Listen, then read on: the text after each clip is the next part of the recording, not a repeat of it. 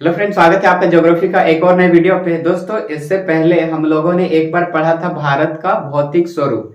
उस वीडियो में हम लोग सिर्फ भारत की, उत्तर भारत की पर्वतमालाएं पढ़ी थी।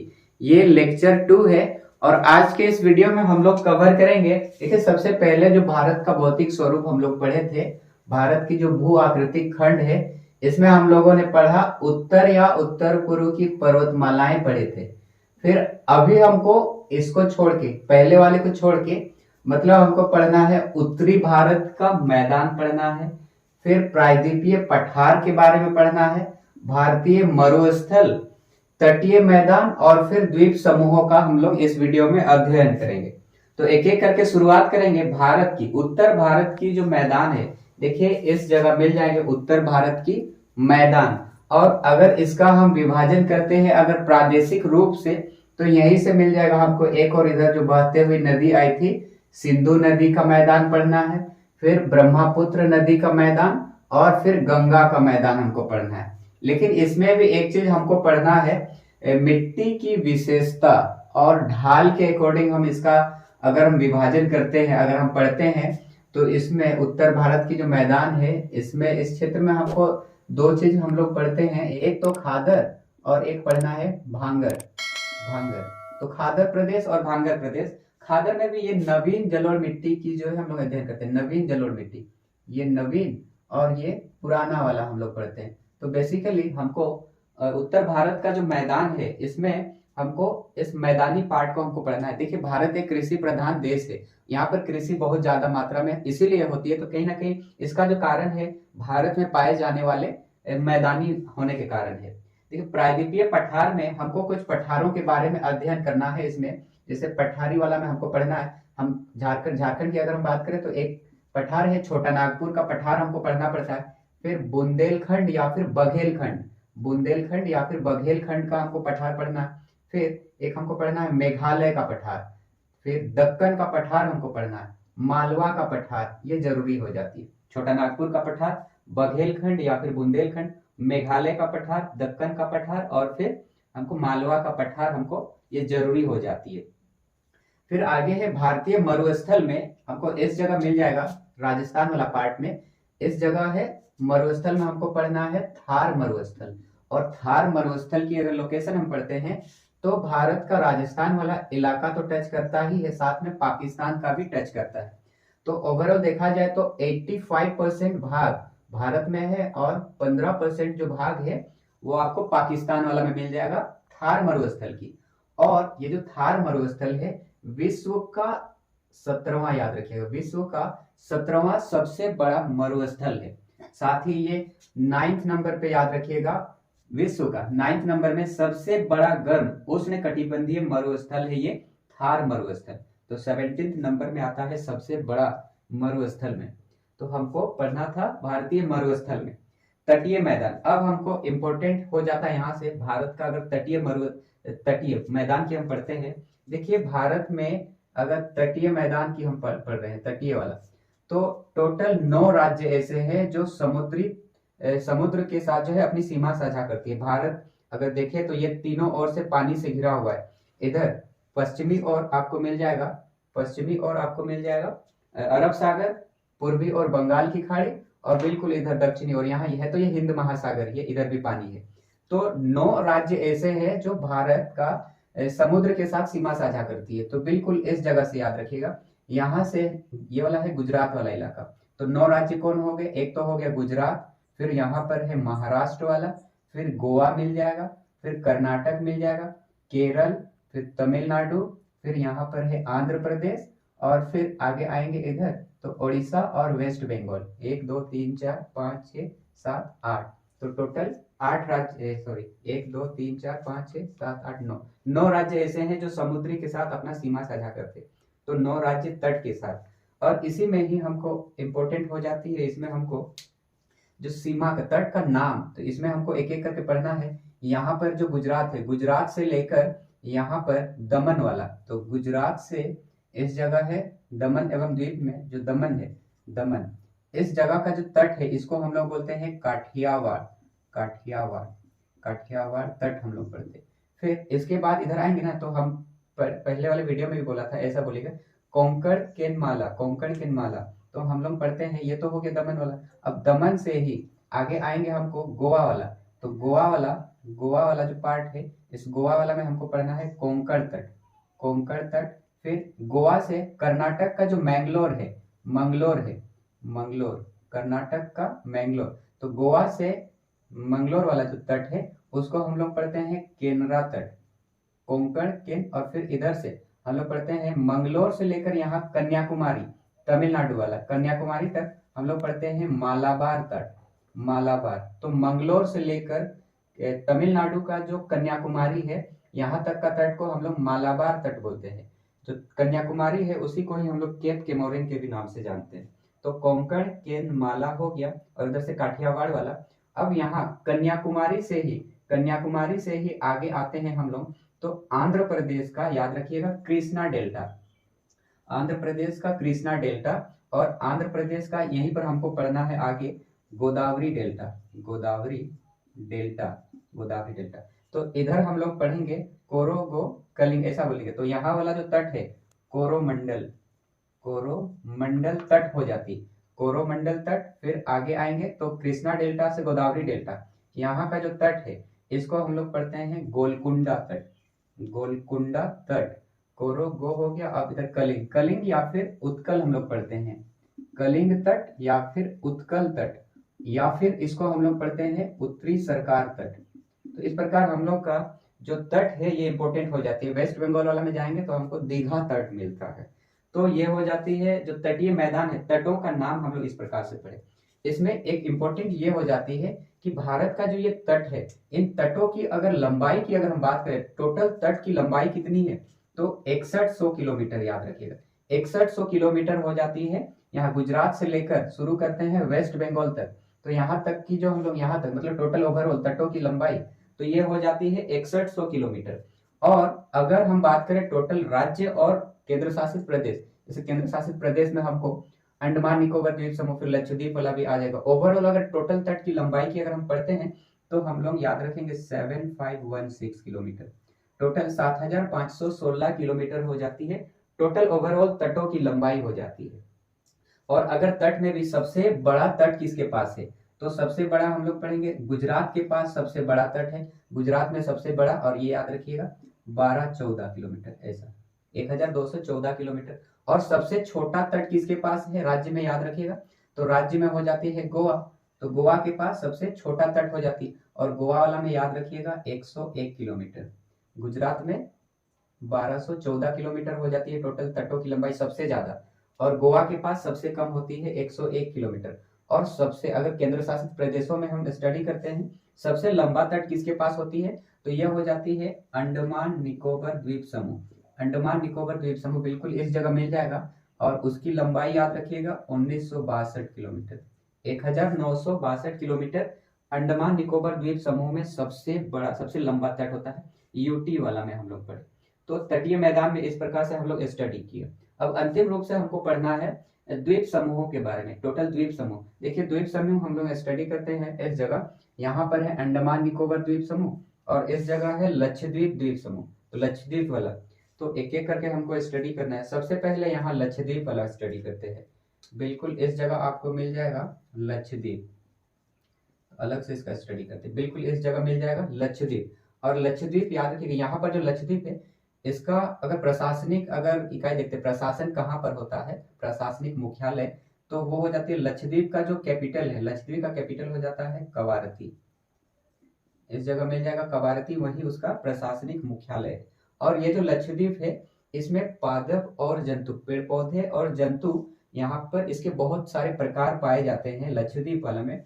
और लक्षद्वीप का अगर ओवरऑल एरिया की हम बात करें तो इसका 32 पॉइंट कुछ होता है, तो 32 याद रखिएगा स्क्वायर किलोमीटर, 32 स्क्वायर किलोमीटर हो जाता है इसका एरिया। और इसमें 32 प्रकार की, इसमें 32 जो है द्वीप और टापू मिलते हैं यहाँ। लक्षद्वीप में 2 द्वीप याद रखिएगा, एक तो द्वीप ये हो गया कि हम ऐसा स्टडी करें, एक तो हो गया कवारती, और एक याद रखिएगा यही लक्षद्वीप वाला में हमको पढ़ना है पिटली द्वीप, पिटली द्वीप। इस द्वीप का खासियत यह है कि यहाँ पर मानव का निवास नहीं है, यहाँ एक पक्षी अभयारण्य है, तो ये याद रखिएगा लक्षद्वीप का एक द्वीप है पिटली द्वीप, जहां पर मानव का निवास नहीं है। यहाँ ये एक पक्षी अभयारण्य है। तो लक्षद्वीप वाला हम लोग पढ़े। एक इम्पोर्टेंट हो जाते हैं यहाँ पर, आगे हम लोग कुछ चैनल पढ़ेंगे सबसे पहले। अच्छा, यहीं से बता देते हैं। बिल्कुल, भारत का अगर हम शुरू करते, जब वहां पढ़ते थे देशांतरीय विस्तार, तो यहाँ 8 डिग्री से शुरू हो रहा था, और 8 डिग्री वाला यहाँ पर बिल्कुल इस जगह 8 डिग्री 4 मिनट है। तो ये जो 8 डिग्री वाला चैनल है, 8 डिग्री चैनल, ये चैनल किसको अलग करते हैं? तो इस 8 डिग्री चैनल के ठीक नीचे आपको मिल जाएगा मालद्वीप। तो यहाँ पर है मालद्वीप, मालद्वीप मिल जाएगा। इसके ठीक अगर ऊपर जाते हैं 8 डिग्री के ऊपर, तो यहाँ पर एक द्वीप है मिनिकॉय द्वीप, मिनिकॉय, मिनिकॉय। तो 8 डिग्री जो चैनल है वो मालदीव और मिनिकॉय के बीच में है, और मिनिकॉय के ठीक ऊपर जाते हैं तो यहाँ 9 डिग्री चैनल मिलेगा, और 9 डिग्री चैनल मिनिकॉय और लक्षद्वीप, यहाँ पर ही है लक्षद्वीप, इन दोनों को अलग करती है। देखिए जो चैनल है, चैनल ये एक ऐसे हम बोल सकते हैं कि दो जो यहाँ पर द्वीप है, इन द्वीप को एक तरह से विभाजन करती है, अलग अलग करती है, तो इसको हम लोग बोलते हैं चैनल। तो 8 डिग्री चैनल याद रखिएगा मालदीव को मिनिकॉय से अलग करती है, फिर 9 डिग्री चैनल मिनिकॉय को लक्षद्वीप से अलग करती है, ये इंपॉर्टेंट हो जाती है। अंडमान निकोबार द्वीप समूह वाला हम लोग पढ़े। अब इस जगह अगर हम बंगाल की खाड़ी में हम पढ़ते हैं तो यहीं पर है अंडमान निकोबार द्वीप समूह, और अंडमान निकोबार द्वीप है तो यहाँ पर द्वीप समूह सब, इसको हम इस प्रकार से पढ़ते हैं। थोड़ा सा जगह की कमी, इसको एडजस्ट कर लीजिएगा।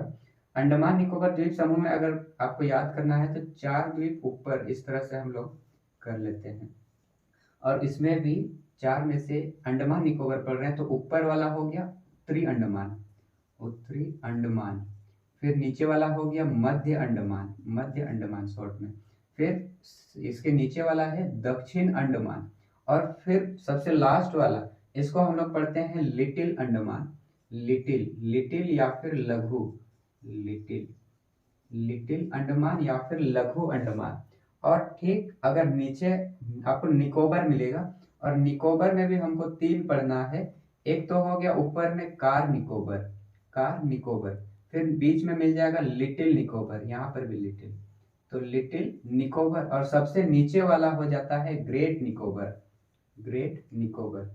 तो अंडमान निकोबार जो द्वीप समूह है इसको कैसे स्टडी, इसको मैंने इसीलिए लिखा, यहाँ पर हमको कुछ चैनल भी पढ़ना है, इसी में कुछ इंपॉर्टेंट वाला हमको पढ़ना होता है। देखिए उत्तरी अंडमान, ये जो उत्तरी अंडमान है यहीं पर है अंडमान निकोबार द्वीप समूह का सबसे सर्वोच्च चोटी, और याद रखिएगा सैडल पीक, सैडल पीक या सैंडल पीक हम लोग पढ़ते हैं। तो सैडल पीक अंडमान निकोबार, अंडमान का सबसे, या फिर बोल सकते हैं अंडमान निकोबार द्वीप समूह का सर्वोच्च चोटी कौन हो जाती है? तो सैडल पीक। और ये सैडल पीक की अगर लंबाई याद रखिएगा 732 मीटर, 732। मध्य अंडमान, यहाँ पर मैंने बड़ा भी कर दिया, और मध्य मंडल वाला याद है, मध्य अंडमान वाला में ये सर्वोच्च याद रखिएगा, सबसे, ये सबसे बड़ा है, सबसे बड़ा, सबसे बड़ा कौन सा है? तो अंडमान निकोबार में हमको ये मध्य वाला अंडमान, मध्य अंडमान सबसे बड़ा है।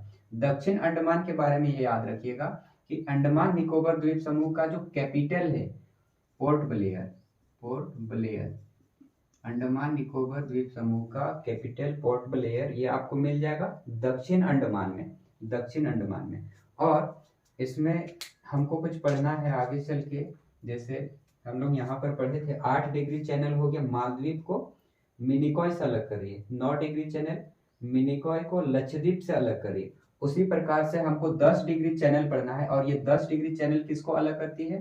तो याद रखिएगा ये जो कार निकोबार है, कार निकोबार को लिटिल अंडमान से अलग करती है कौन?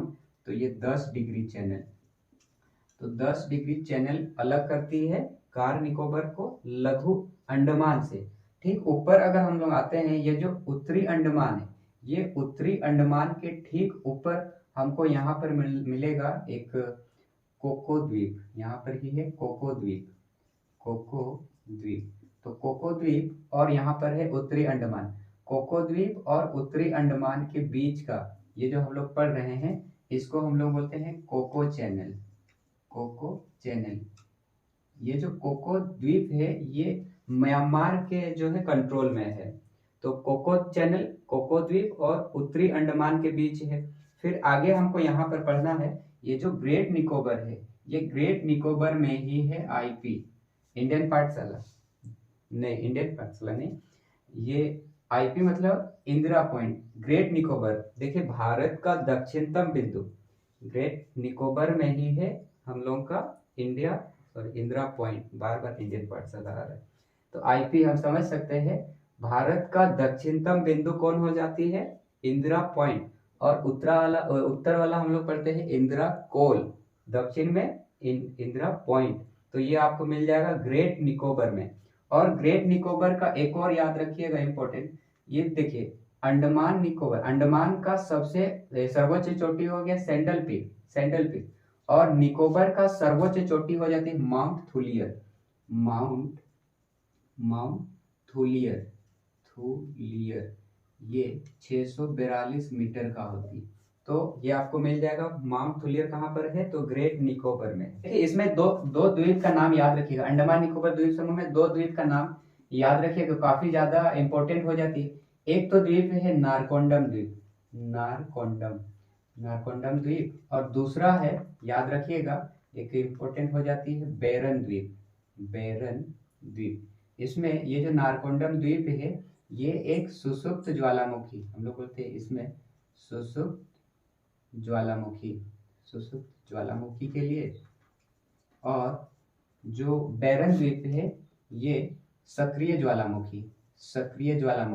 देखिए ये बैरन द्वीप और नारकोंडम द्वीप, इन दो द्वीप की खासियत ये है कि ये बैरन जो द्वीप है ये सक्रिय ज्वालामुखी, यहाँ पर जो ज्वालामुखी का विस्फोट होता है वो यहाँ पर जैसे बोले 2005 में यहाँ पर ज्वालामुखी का विस्फोट हुआ था और वहां से लगातार जो है लावा निकलते रहता है। तो अगर लगातार निकलता है तो वो हो जाता है सक्रिय, और सुषुप्त का मतलब वो शांत ज्वालामुखी जो है वहां पर। तो दो द्वीप याद रखिएगा इंपॉर्टेंट हो जाती है। इसमें भी हम लोग पढ़े अंडमान वाला, अंडमान को किस प्रकार से हम लोग अलग अलग पढ़े। उत्तरी अंडमान में सबसे सर्वोच्च चोटी सैडल पीक, मध्य अंडमान की खासियत है कि ये सबसे बड़ा है। दक्षिण अंडमान में ही है पोर्ट ब्लेयर, और ये जो पोर्ट ब्लेयर है ये सबसे बड़ा बंदरगाह भी है अंडमान निकोबार द्वीप समूह का। तो सबसे बड़ा बंदरगाह यहाँ पर जो है यहीं पर है दक्षिण अंडमान में। लघु अंडमान और कार निकोबार, इन दोनों को 10 डिग्री चैनल जो है अलग कर रही है। तो car Nicobar, little Nicobar, great Nicobar हम लोग पढ़े। इसके बाद कुछ इंपॉर्टेंट हो जाती है, इसी में ही मैंने जो छोड़ दिया था, सबसे पहला वाला जो हम लोग वीडियो में पढ़े थे पर्वतमालाएं के बारे में। तो इसमें अगर सर्वोच्च चोटी हम लोग पढ़ते हैं, जैसे भारत की हम लोग पढ़े, भारत का सर्वोच्च चोटी कौन है, तो यही हमको मिला था केटू, ये है गॉडविन अस्टीन, ऐसे लिखते गॉडविन अस्टीन। और फिर इसके बाद अरावली पर्वत, याद रखिएगा अरावली पर्वत का सर्वोच्च चोटी कौन है, तो याद रखिएगा गुरु शिखर, ये काफी ज्यादा इंपॉर्टेंट है। और इसके बाद हमको सतपुड़ा अगर श्रेणी पढ़ते हैं, सतपुड़ा श्रेणी की सर्वोच्च चोटी कौन हो जाती है, तो ये हो जाती है धूपगढ़, पश्चिमी घाट वाला। इधर हो गया पूर्वी घाट, इधर वाला हो गया पश्चिमी घाट। और ये जो पश्चिमी घाट है और इधर से है पूर्वी घाट वाला, पश्चिमी घाट को हम लोग बोलते हैं सह्याद्री, और पूर्वी घाट की जो श्रेणी है इसको हम लोग बोलते हैं महेंद्रगिरी। और ये जो दोनों घाट आके यहाँ मिलती है इसी को बोलते हैं नीलगिरी की पहाड़ियाँ, नीलगिरी पहाड़ियाँ। और एक एक करके हम लोग पढ़ते हैं। इधर साइड ये हो गया पश्चिमी घाट वाला, तो पश्चिमी घाट की सर्वोच्च चोटी कौन हो जाती है, तो अन्नाई मोदी सर्वोच्च चोटी पश्चिमी वाला। और उसी तरह से पूर्वी घाट की सर्वोच्च चोटी याद रखिएगा, इसका हो जाती है देवड़ी मुंडा, ये आपको ओडिशा में मिल जाएगा। नीलगिरी पर्वत की सर्वोच्च चोटी, नीलगिरी पर्वत की सर्वोच्च चोटी कौन हो जाती है, तो डोडा बेटा याद रखिएगा नाम। और यहाँ पर मैंने बोला था आपको कि अंडमान निकोबार द्वीप समूह का सबसे बड़ा, अंडमान निकोबार द्वीप समूह का सर्वोच्च शिखर कौन हो जाती है, तो ये हम लोग पढ़े सैडल पीक। झारखंड का यहाँ हम लोग पढ़ेंगे, झारखंड का सर्वोच्च चोटी कौन हो जाती है, तो पारसनाथ। ठीक उसी प्रकार से बगल में है वेस्ट बंगाल, वेस्ट बंगाल का सबसे सर्वोच्च चोटी कौन हो जाती है? नाम याद रखिएगा, टाइगर हिल। टाइगर हिल सर्वोच्च चोटी। फिर इसके बाद यहाँ उत्तराखंड, उत्तराखंड की सर्वोच्च चोटी कौन हो जाती है? नंदा देवी। नंदा देवी। और एक यहाँ पर ही है महाराष्ट्र वाला, महाराष्ट्र, ये भी इंपॉर्टेंट हो जाती है। महाराष्ट्र की जो सर्वोच्च चोटी है, नाम याद रखिएगा, कलसुबाई। तो इस प्रकार से हम लोग आज के इस वीडियो में कवर किए उत्तरी भारत का मैदान, प्रायद्वीपीय पठार पढ़े, भारतीय मरुस्थल पढ़े, तटीय मैदान हम लोग पढ़े, और फिर द्वीप समूह के बारे में बेहतर तरीके से स्टडी किए। तो आई होप आपको आज का ये जो वीडियो है काफी ज्यादा हेल्पफुल होगा। इसी तरह का मजेदार वीडियो के लिए इस चैनल से जुड़े रहेंगे। मिलते हैं इसी तरह का नेक्स्ट वीडियो में, तब तक के लिए थैंक यू।